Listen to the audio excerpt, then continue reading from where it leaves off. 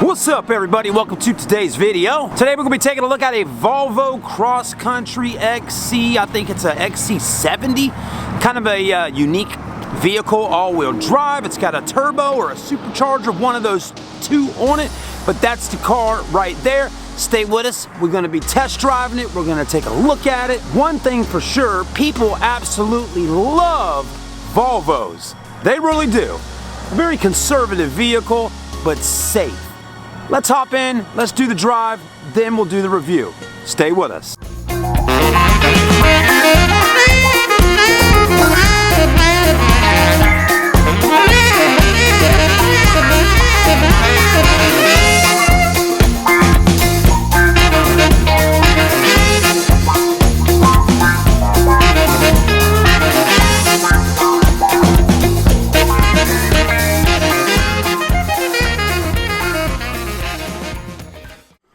So the Volvo XC70, you know, man, I've seen a lot of these cars. I've driven a lot of them, and I haven't really sold a lot of them because, well, let's just face it, I've only been selling cars again for about 5 months. But one thing I noticed is kind of irritating with the key here is this thing is, the key won't stay open. So it makes it a little tough to get it in the ignition there, but we'll get it. Go ahead and crank her up, put her foot on the brake. And one reason why, Lady Gaga, right? One reason why I decided to go ahead and do our review on it today is I had a customer this morning that test drove it 2 times with me, and he really kind of liked it and almost bought it, but it was doing one little quirky thing.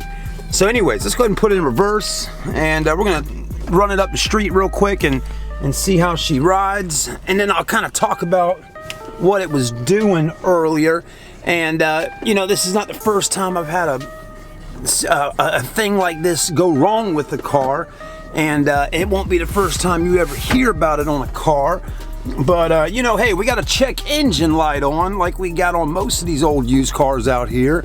And with that being said, man, it's always like some kind of sensor or something to do with emissions, and which is fine, you know. I mean, I'm glad that it's an emissions thing or a sensor of some sort, because that's not very expensive to fix, and it usually doesn't cause any major problems with the vehicle.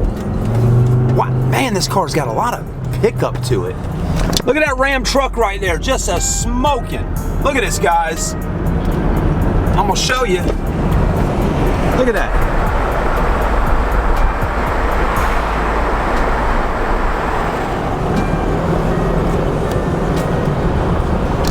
Look at that thing smoking, man. It stinks. It's a damn Dodge Ram. I'm sorry, guys and girls, if you like Dodge Rams, but I do not like Dodge trucks. You know, the new ones are pretty. They definitely are. Those 2019s are gorgeous, but they just don't seem to be like, they're just not good vehicles, man. It's not the first time I've seen a Dodge Ram going down the road with a smoking problem, and it's just something about them, I'm telling you. But anyways, these check engine lights, these sensors that go bad on them, all that. This one here's got another one of these sensors where, you know, the car doesn't accelerate fast enough, you know, and it's some kind of sensor. You know, there's nothing more to it. I did a check engine, I did the little, you know, the computer thing on it earlier, popped it in, showed it to my customer, and that was what it was. Just saying. But anyways, let's wait for this little Honda Civic to move on out the way, and then we'll pull right up and check this car out right here at the gas station. I love doing car reviews at the gas station out here at Blue Water, because it gets people's attention. You know, they're seeing me review it, and they're like, what's that guy doing over there, you know?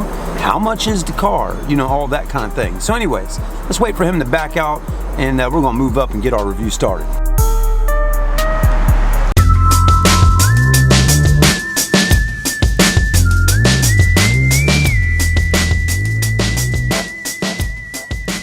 there, but y'all ready to get into it, man? Let's take a look at the Volvo XC70 Cross Country, y'all.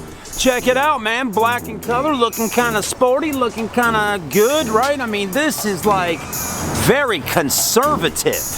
Yeah, I mean, does the word conservative really apply to an automobile? Yes, it does, especially with the Volvo. Why do I say conservative though, right? Because it seems to be that conservative type people seem to drive Volvo. Just saying, you know? But anyway, let's switch camera view around. Let's take a look at this car.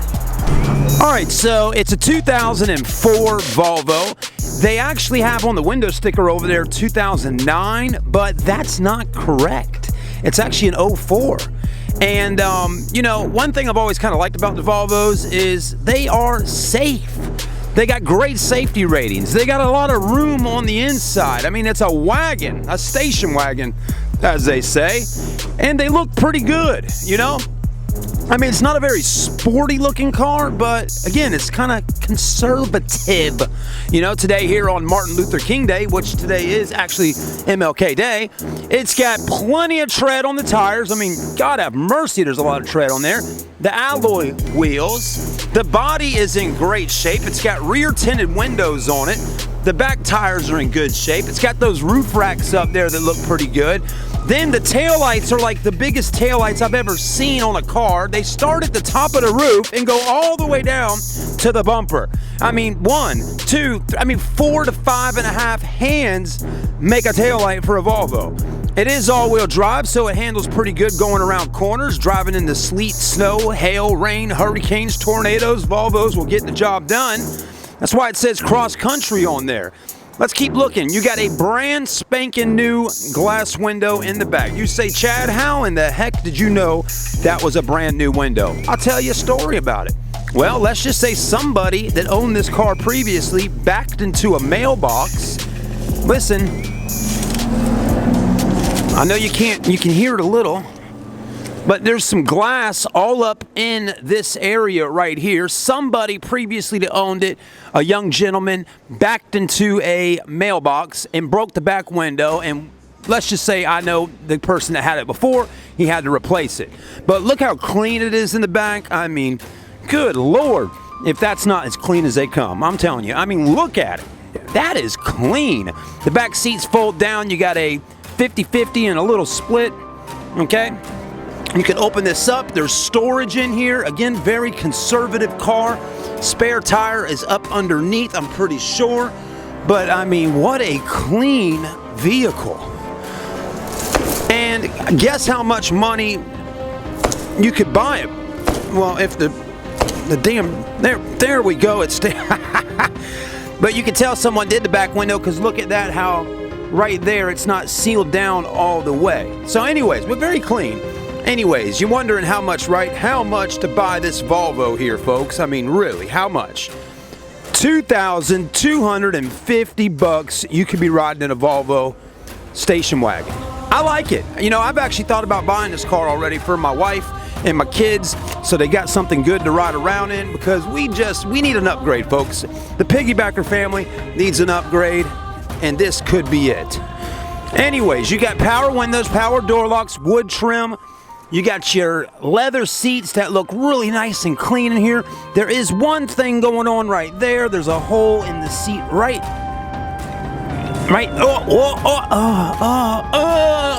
Yeah, there's a hole. Power seats work. Got that tan on the steering wheel, looks nice. You got the automatic transmission. There's the back seats, sunroof. I mean, realistically, this is a nice car. Not bad. Anyways, let's take a quick look in the back. See how well this has turned out over the years. Just a very clean car. It really is. Wow. I mean, what do y'all think? You think the Piggybacker family needs to step it up and get a Volvo? I think so. But anyways, with no further ado, let's hop in. Let's take it back down to the store. All right, everybody, let's take a look and see how many miles is on the Volvo, because that's definitely something that's really important. Oh, there we go. We got 208,954. So we got a lot of mileage. Time for a regular service. It's time for an oil change on her. The check engine light is on right over there. It's that emissions thing. You got your lights over here, your fog's over there, you got your radio. Does it work? 50 gigabytes of data usage in excess. Oh yeah, baby, it works. The next thing we want to check out, if I were going to buy this car for my family, we want to see if the actual heat and all works in here. Let's cut our fans up. And let's see if it all works. Okay, heat's already blowing nice and cold. Again, guys, I mean, I'm seriously considering buying this car, and talking to the guys at the dealership to see if they will, you know, let me get it. But the heat's nice, feels good there. You got heated seats right up front, very nice on both sides. I'm gonna go ahead and test those out, make sure they work. Let's go ahead and hit that button there to get it on just right here.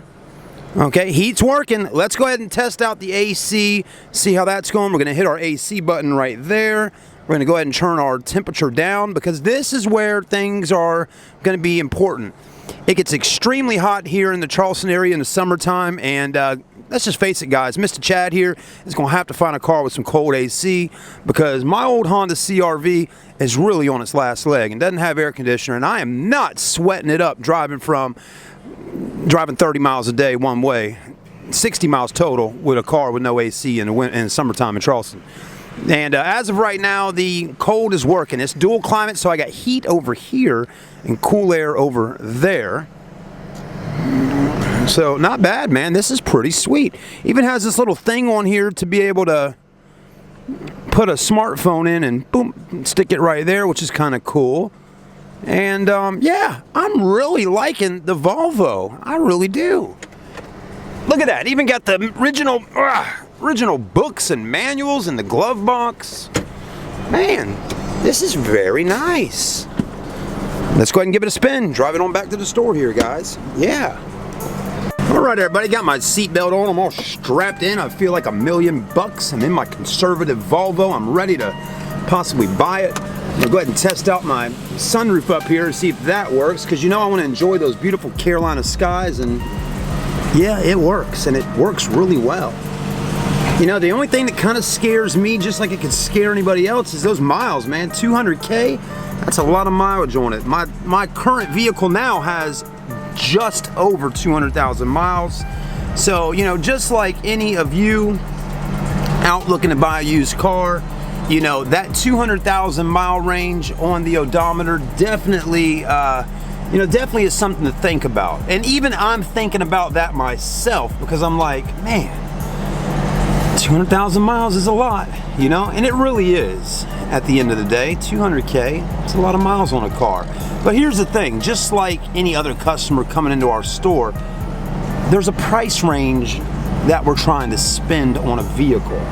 And you know, if you're trying to spend $2,000 to $3,000 and you want a decent car that looks good and seems to be a good vehicle, you know, most likely you're going to end up having to buy a car that's well over 150 to 200,000 miles. Let's drive them. Man, it's a very powerful motor under here though, and it feels good. The alignment is in good shape. So that's not too bad. I'm liking that. When we get back, we're going to pop the hood, look up under there, and see what's going on. And then, hey, there you go. It is for sale, so if you want to buy it before I buy it, it's $22.50 or best offer. And believe it or not, I'm going to be paying probably close to that price as well. You know, just because I work at the store doesn't mean I'm getting some kind of fantastical discount.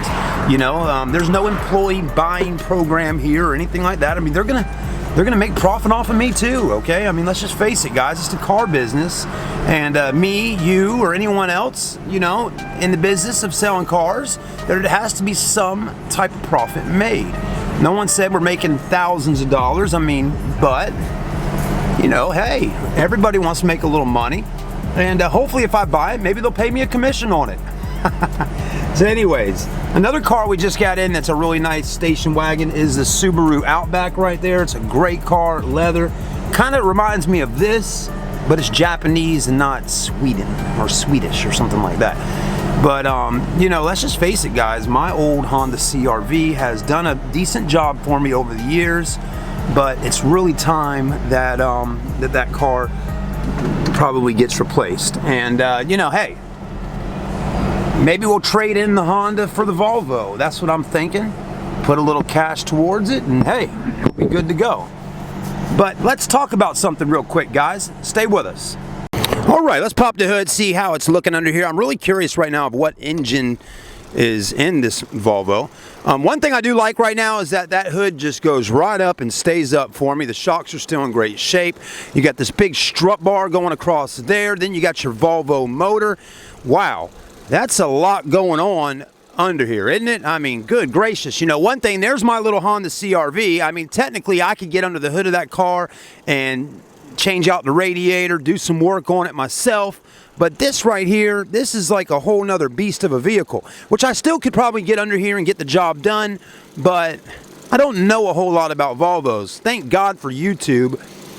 But anyways, let's take a look and see if we can figure out what engine's under here. I think it's got to be something with a pretty decent size to it, because this bad boy gets up and rolls.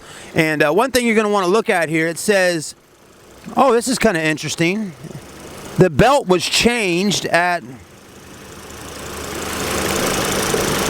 101,126. Okay, that was back in the year 2009. Okay, so at 101,000 miles, the belt was changed. We're at 200K on the mileage right now. That's letting me know the belt is going to have to get changed once again. That's the timing belt, guys. Okay, I'm glad to see that's under there, though. But let's take a look and see what kind of engine's in here. Right now, it's not really saying anywhere in there. Engine, Volvo Corporation. Man, you know, I'm not sure. Really not sure what engine's under there. Looking for things that will tell me. It does take R134A on your AC refrigerant, but nothing under here is telling me the engine size. I'm going to find out, and I'm going to be right. Hold on. Could it be here? Volvo vacuum hose routing. Okay. SRS. A lot of damn stickers under the hood, but not one sticker with the size motor. Stay with us. All right, everybody, from what I just found out talking to the technicians in the shop there, the Volvo has a 2.5 liter turbo under the hood. Said it's a pretty good engine. It's a safe car, reliable, pretty good. So anyways, just like any other automobile out here in the world, though, you know, they all need something fixed at some point. But anyways, we're going to talk about a little bit more with the guys in the store here and see if maybe Mr. Chad can pick that one up and get it for the family. You know, the Honda CR-V that I've been driving is a great car. It's lasted me for quite some time, but it definitely is starting to have its fair share of issues, and it is fixable, you know. Not a bad little car, you know, it's a Honda. But the power steering's out on it. The transmission fluid's leaking out every single day. The oil is leaking. I mean, it's got some freaking leaks on it. The AC does not work on it.